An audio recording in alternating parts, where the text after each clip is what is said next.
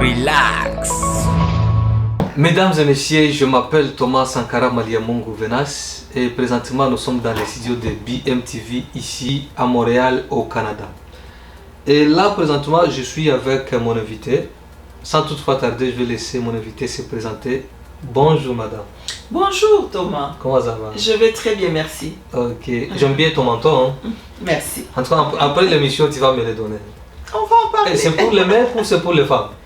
Je dirais que c'est pour les femmes quand même. C'est pour les femmes. Donc je pas la chance. Ok. En tout cas. Ok, sans toutefois tarder, madame, je vais vous laisser vous présenter pour les gens qui ne te connaissent pas, qui puissent te connaître.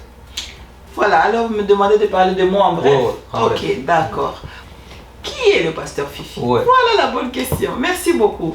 Et voilà, je m'appelle pasteur Fifi Mukandera Nzongize. Ok. Je suis née au Congo. En 1973, j'ai fêté mes 50 ans cette année. J'en profite pour te le dire. Tu as l'air d'être jeune. Je ne suis pas vraiment. Si on écoute ton âge et ton apparence, là, c'est deux choses différentes. C'est la grâce de Dieu. Rendons grâce à Dieu pour ça. Voilà, je dirais que je suis le produit du Grand Lac. Je suis née au Congo, comme je vous l'ai dit, en 1973. Le parcours a fait que je me retrouve au Burundi à mes 18 ans. J'ai vécu là-bas jusqu'en 1994 où je suis rentrée au pays comme rwandaise parce que je suis rwandaise de sang, de père et de mère. Mais vous êtes née au Congo? Je suis née et grandie. Il faut qu'on ajoute ça aussi. Née et grandie au Congo. Exactement. Donc, je me sens plus congolaise que rwandaise. Donc les études et tout ça, tu les as fait au Congo? J'ai fait au Congo et au Burundi, une partie au Burundi, mais non plus j'étais à l'école zaïroise. C'est là où j'ai étudié au Burundi. J'étais toujours dans le cadre du Congo parce que je me sentais plus congolaise que burundaise. Dans quel coin du Congo ça t'étais? Au Sud Kivu. Au Sud Kivu, ok. Exactement. Okay. Ben, j'ai quand même j'ai voyagé à Kinshasa, ce qui fait que je parle quand même lingala aussi. Donc, ah, tu parles lingala? Ben oui, je parle Mbote. Mbote mingi papa. Ok.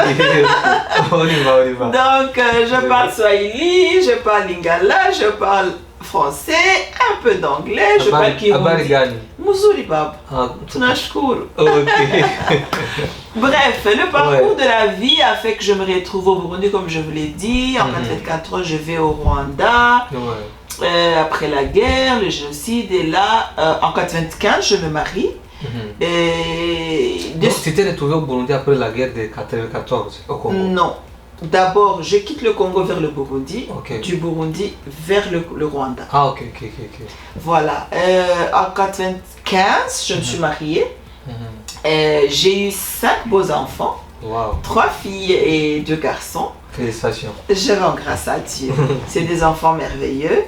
Et voilà que en 2019, je me retrouve au Canada. Mais au Rwanda, j'ai eu la grâce de rencontrer le Seigneur, où j'ai été sauvée. J'ai reçu Jésus-Christ comme mon Seigneur et mon Sauveur en 1998. Et j'ai commencé à servir le Seigneur en 2004.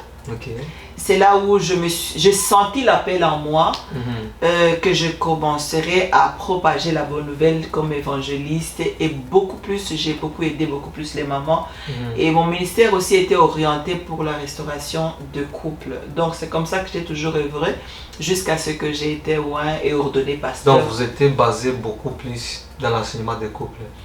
Le couple et les femmes. Le couple et les femmes? Oui. Ben, il n'y a pas le couple sans femmes. Exactement. Même s'il y a, bon, le monde a tourné un peu, même s'il y a des couples des hommes, l'homme et l'homme, et femme et femme, mais le vrai couple, moi je pense que c'est le couple de femmes et non. Moi je crois que le couple auquel moi je crois, c'est le couple de la Bible, de l'homme et de la femme. Alors, comme je sais que nous avons un adage dans mon pays qui dit celui qui a, même bibliquement, celui qui a trouvé une bonne femme a trouvé une bonne chose. Et celui qui a une bonne femme a un grand pilier de la famille. Celui qui trouve une bonne femme trouve le bonheur. Exactement. Donc il faut suffisamment équiper la femme pour stabiliser et équilibrer la famille. C'est pourquoi il y a des enseignements particuliers pour les femmes et il y a des enseignements pour le couple où l'homme et la femme seront inclus dedans. Et aussi pour la jeunesse. Parce que si je t'écoute bien, donc vous êtes beaucoup plus basé côté focalisé, femme. Oui. Côté femme. Et les couples. Absolument. Oui.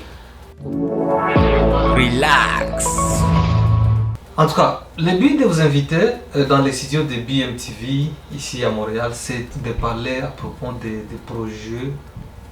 Bon, je ne sais pas si c'est un projet ou c'est l'association, si c'est un ministère, c'est vous qui va nous parler de ça. Le but de vous inviter, c'est de nous parler sur le projet de Madat Impact the Nation. Je l'ai vu en ligne, j'ai essayé de te contacter, puis on s'est fixé le rendez-vous, vous êtes venu. Merci d'ailleurs d'accepter notre invitation. Alors, dis-nous à propos de ces projets-là, Madat Impact the Nations. Merci beaucoup pour la question. Alors, je dirais que c'est un ministère. Je préfère le terme ministère. Ok, c'est un ministère. Que projet, oui. C'est un ministère que le Seigneur a mis dans nos cœurs pour pouvoir, au travers lequel nous allons servir le Seigneur. Mais le Seigneur avait déposé ça dans mon cœur depuis 2004. Mais le ministère n'a pas vu le jour à cette époque-là. Mais c'est dernièrement, en 2023, le 11 novembre, que le Seigneur nous a permis qu'on fasse le launching officiel de ce ministère. Ok. Donc, vous m'avez posé la question comme quoi, qu'est-ce que nous allons faire dans ce ministère? Alors, nous allons outiller les femmes. Okay. Nous allons aider les femmes à être équipées parce que nous croyons que lorsque la femme est bien équipée, elle influence son mari, ses enfants et son entourage. Alors, lorsqu'elle a des mauvais équipements, je dirais ça, ou qu'elle n'est pas suffisamment outillée, elle va propager des choses qui ne sont pas bonnes. Nous le voyons dans la Bible avec Ève au début de l'histoire du monde, où lorsque Adam et Ève étaient dans le jardin d'Éden, lorsque Ève avait déjà été contaminée par les mauvaises idées du diable, la Bible nous dit qu'elle a mangé le fruit et en donna à son mari. Dans ma langue en Kinyarwanda, j'aime comment ça dit amuhaho. Donc la femme a la capacité de donner ce qu'elle a en elle. Laisse-moi utiliser le terme contaminé. Les personnes autour, commençant par son mari, ses enfants et son entourage. Alors si tu équipes bien avec des bons outils la femme, elle fera un bon impact à la société. Donc je crois en ça et c'est pourquoi je vais beaucoup plus me focaliser dans ce sens-là, mais ne manquera pas aussi des conférences pour les couples et pourquoi pas les jeunes. Si j'ai 50 ans, je pense que je peux être une bénédiction pour une jeune fille de 25 ans. Parler de mon parcours, parce que moi je crois que l'expérience c'est l'ensemble des erreurs. Là où j'ai échoué, je dirais à une jeune fille de 20 ans, je dis fais attention ici, moi j'ai échoué, mais toi tu peux réussir. Voilà. Vous êtes pasteur, pasteur Fifi. Alors comment ça a été pour que tu deviennes pasteur? Une très bonne question. J'ai commencé d'abord par recevoir le Seigneur comme mon sauveur et Seigneur personnel en 1898, voilà. Ma famille, c'est une famille chrétienne catholique. D'abord, j'ai été élevée par ma mère toute seule, avec mes frères et sœurs. Je viens d'une famille de 7. J'avais 3 sœurs et 3 grands frères. Je suis la cadette de la famille. Ah, ok. Voilà, donc ma mère nous a élevés toute seule. Et c'était une femme pieuse, chrétienne, catholique. En tout cas, félicitations à maman. Je pense que c'était pas facile. Pas du tout. En plus, au pays, c'est pas ici au Congo, là où on était en exil, on était à l'étranger. Elle n'avait pas étudié. Elle a vraiment trimé et je la salue vraiment. En tout cas, je l'ai vue souffrir pour nous éduquer. C'est ce que, désolé parce que ce que moi je ne comprends pas. Ici au Canada, tu vas trouver une femme à juste un enfant ou 2 enfants. Mais pour elle, ça va être un peu difficile de faire grandir les 2 enfants ou l'enfant là qu'il a. Tandis qu'au pays, nous, on s'est retrouvés, la maman est là avec 8, 7, le mari est décédé. Mais la maman va s'en sortir, de faire grandir les 6, 7 ou 8 enfants là. Mais ici au Canada, il y a les allocations, il y a tout, mais c'est un peu difficile. Comment ça devient comme ça? Je pense que c'est le contexte aussi culturel, le contexte du pays et les valeurs du pays qui se diffèrent. Chez nous, en Afrique, une mère se sent valorisée par sa grande famille, par ses enfants.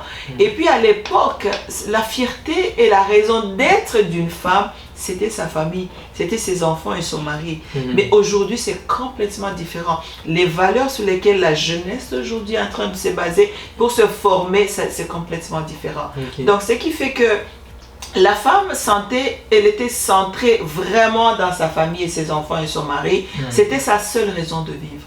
Mais aujourd'hui, la jeunesse aujourd'hui, elle a défini une autre raison de vivre qui se diffère selon l'enfant et selon le parcours. Mais pourquoi les mamans aussi, ils trouvent que c'est un peu difficile de faire grandir un enfant ou des enfants, tandis qu'au pays, nous autres, on a vu les mamans, les enfants qui grandissaient juste avec le maman, juste un seul parent, mais les enfants vont grandir. Mais ici, on se rend compte que c'est un peu difficile, c'est trop de fardons. Pourquoi est-ce que c'est... C'est ce que je t'ai dit, mon frère Thomas. La génération d'aujourd'hui, elle est un peu égoïste. Parce que c'est juste la génération. Côté parents aussi, il n'y a pas... Et puis, c'est ce qu'ils ont vu. Parce que en grandissant déjà, quand tu as vu ta mère, ma mère a eu 7 enfants, moi-même j'en ai eu 5. C'était facile d'en avoir 5 parce que j'ai vu ma mère avoir 7. Ouais. Mais tu vois que ça commence à diminuer au fur et à mesure. Et puis, les ressources qu'il y avait à l'époque, il y avait des gens de la famille, il y avait les cousines, il y avait les gens qui nous aidaient à la maison, il y avait la grand-mère. Il y avait notre société africaine est construite de façon que c'est facile d'être aidé. Oui, Ubuntu. C'est facile vraiment d'être aidé par la famille, mais ici, la jeune femme, elle va se retrouver toute seule dans sa maison. D'abord, en commençant, le mari va l'abandonner. La famille ne sera jamais. La maman aussi est dans son petit coin en train de gérer sa propre vie. C'est rare qu'il n'y a pas vraiment un cadre qui favorise à ce que les mamans aient beaucoup d'enfants ici. C'est vraiment très dur. En tout cas. Relax. Revenons à Romuto, c'était ton passage de devenir pasteur. Voilà, vous m'aviez demandé comment je suis devenu pasteur. Je vous disais que j'ai été sauvé en 98. J'ai commencé à servir le Seigneur en 2004, comme je vous ai dit tantôt. Pour un homme et une femme, dans le parcours ministériel, pour que tu aies une maturité stable, et je pense que tu as besoin de mentors. Tu as besoin d'un cadre, j'allais dire familial, spirituel, qui te voit naître, grandir, qui t'équipe, qui te forme, qui te corrige, qui te coach pour devenir qui tu seras plus tard. Alors, il y a des gens qui n'ont pas eu cette chance et il y en a d'autres qui ont la chance d'avoir une famille comme ça. Moi, j'ai eu la chance d'avoir des parents spirituels qui m'ont vu grandir, qui ont détecté le potentiel. En grandissant, moi déjà, j'aimais la parole. Je faisais un peu de tout à l'église, j'avais envie de tout faire. J'ai été interprète à l'église, j'ai été évangéliste, j'ai été présidente des mamans. Je faisais un peu de tout. Donc je voyais que la maison de Dieu... Tu faisais un tout. J'aimais tout faire.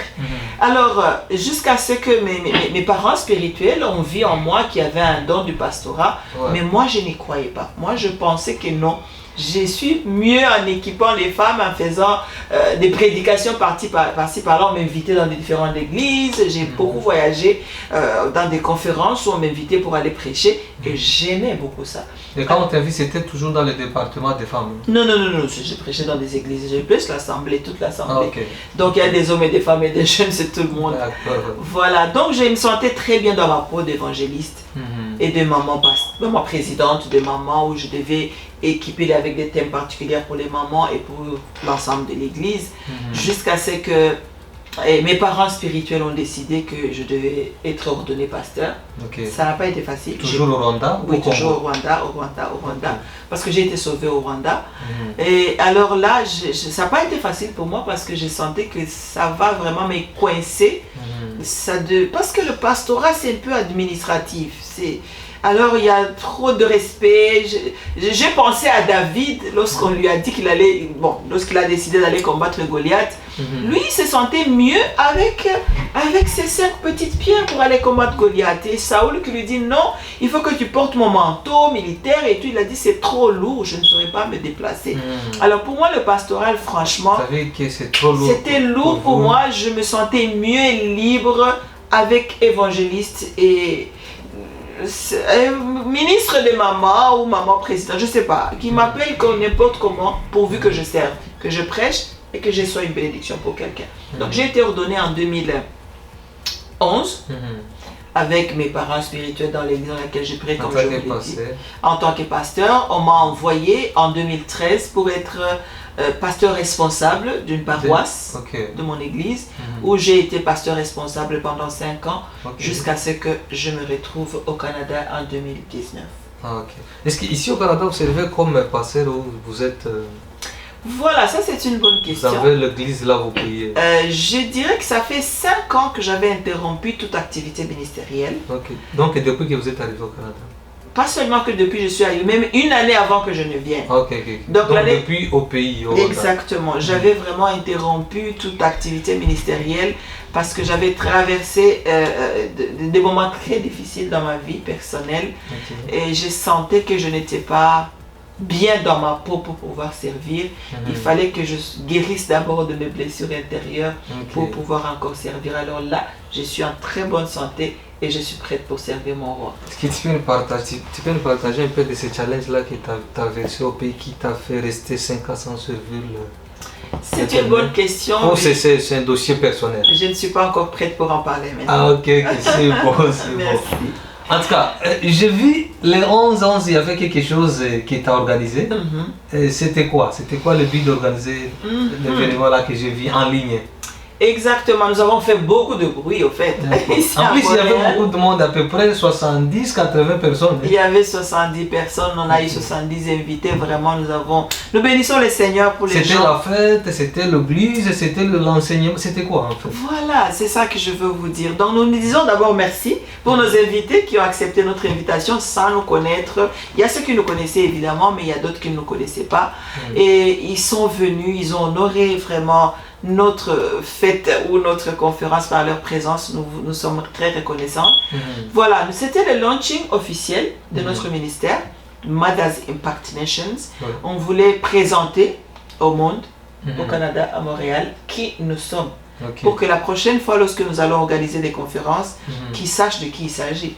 Donc c'était le launching officiel de notre ministère. Mother's Impact Nations. Exactement. Relax. Donc le but de ce ministère-là, c'est pour faire quoi? L'enseignement, la prédication? Un peu de tout. Un peu de tout. Nous allons faire un peu de tout. Nous pensons équiper, comme je vous ai dit, la femme spirituellement, émotionnellement et mentalement. Il y aura les counseling individuels ou de couple. On va organiser des conférences, on va faire des talk shows, on va faire des séances de prière. On va faire tout ce que le Seigneur, dans le sens où le Seigneur nous dirigera, nous serons prêts à le faire. Voilà. Est-ce que vous prévoyez louer la place ou vous pensez toujours continuer à le faire après chaque 3-6 mois comme ça a été la fois passée? Non, 6 mois c'est trop long. Donc pour les débuts, vous savez très bien que toute activité ministérielle demande des moyens financiers et nous ne sommes qu'au début. Alors on n'a pas la capacité déjà de louer quelque part une salle où nous allons avoir des activités régulières. Mais par exemple, si après avoir, s'il y a un sponsor qui peut regarder la vidéo, s'il vient dire, écoute, pasteur Vivi, moi j'aimerais bien soutenir le ministère. Je me porte garant, je vais louer la salle où on peut se rencontrer toute une année ou 2 ans. Est-ce que vous êtes prêts à commencer l'œuvre de Dieu ou ça va continuer toujours comme des conférences? Je ne sais pas ce que vous appelez œuvre de Dieu. C'est ce que moi je définis. Est-ce que ça va être comme l'église ou permanent? J'avais peur que tu avais ça en tête. J'avais peur que tu avais ça en tête. C'est pourquoi j'ai voulu que tu me définisses bien l'œuvre de Dieu. Je voulais utiliser le terme l'œuvre de Dieu parce que je sais que vous partez dans une église quelque part. Oui, j'ai prié à l'église Shekinah. C'est l'église qui m'a accueilli ici. C'est ça, je sais que vous priez quelque part. Alors, le but d'aller directement dire qu'ouvrir l'église, ça se fait que votre pasteur peut le considérer. Bon, le pasteur responsable. Le pasteur, il est merveilleux. C'est un homme de Dieu qui a été là pour moi. Il a tout fait pour moi. Donc, je n'ai pas de problème de ce côté-là. Seulement, je n'aimerais pas faire les choses juste pour le faire. Pour moi, c'est important d'apporter quelque chose qui est différent de ce que font les autres et qui sera utile au corps de Christ. Je ne crois pas aux gens qui font les choses pour le faire ou faire les choses parce qu'on est habitué à le faire. Non. Et moi, je crois à faire des choses qui vont compléter les autres, mais pas venir bousculer les autres. Donc, j'ai pensé que ça serait utile que je fasse le ministère, parce que c'est... De temps en temps, comme ça a été la fois passée. Pour exactement, même autrement, il y en aura beaucoup de... On va diversifier. Okay. On ne fera pas seulement ça, on va diversifier, on va faire des overnight, de veillées de prière, on va faire des talk shows, on va faire des prédications, juste prédications, là, partage de la parole. Donc, vous ne pensez pas de le faire en ligne aussi, parce qu'il y a les autres qui ont des ministères juste en ligne. C'est pourquoi je vous dis que ça va être diversifié. Les enseignements en ligne, les prédications en ligne. Je reviendrai chez vous ici, Thomas, et vous allez prendre ma prédication. Ça fait plaisir. Vous êtes le bienvenu. On va s'en parler. Oui. Merci Thomas. Donc, on va diversifier selon les moyens, les possibilités et les disponibilités que le Seigneur nous donnera. D'accord. Ici au Canada, il y a trop de femmes qui traversent les moments difficiles. Il y a beaucoup de femmes monoparentales. Alors, vu que vous êtes basé beaucoup plus aux couples, aux femmes, en tout cas, ça se fait qu'il y a une femme qui va voir la vidéo ici, qui aimerait te contacter, échanger avec vous. En tout cas, c'est le moment de partager tes contacts ou tes coordonnées. S'il y a quelqu'un qui a besoin de nous contacter, nous allons, la plupart des fois, la dernière fois lorsque nous avons fait notre conférence, on a donné des coordonnées et on a aussi fait la publicité sur notre toile, donc sur l'adresse Facebook. C'est là où je travaille beaucoup plus, je suis de la vieille génération, je ne suis pas trop Instagram. donc tu peux m'envoyer personnellement dans Messenger, Mukandela Nzungize Fifi. Et on va faire aussi beaucoup de publicité, on va faire de flyers qu'on va publier comme on l'a fait la dernière fois et on a eu 70 personnes. On s'est dit aussi que les personnes qui ont assisté à la conférence du 11-11 pourront aussi en parler à d'autres et nous avons gardé leur contact. Donc on va petit à petit, on va y aller doucement.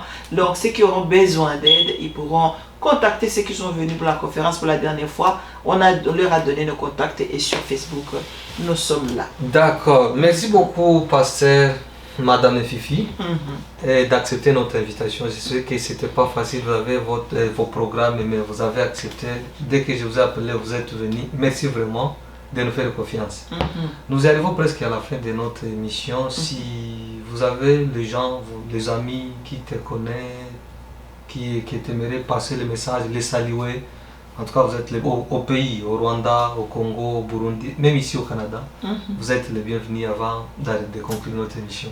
Voilà, merci beaucoup. Nous tendons vers la fin de notre émission, comme l'a dit mon frère Thomas.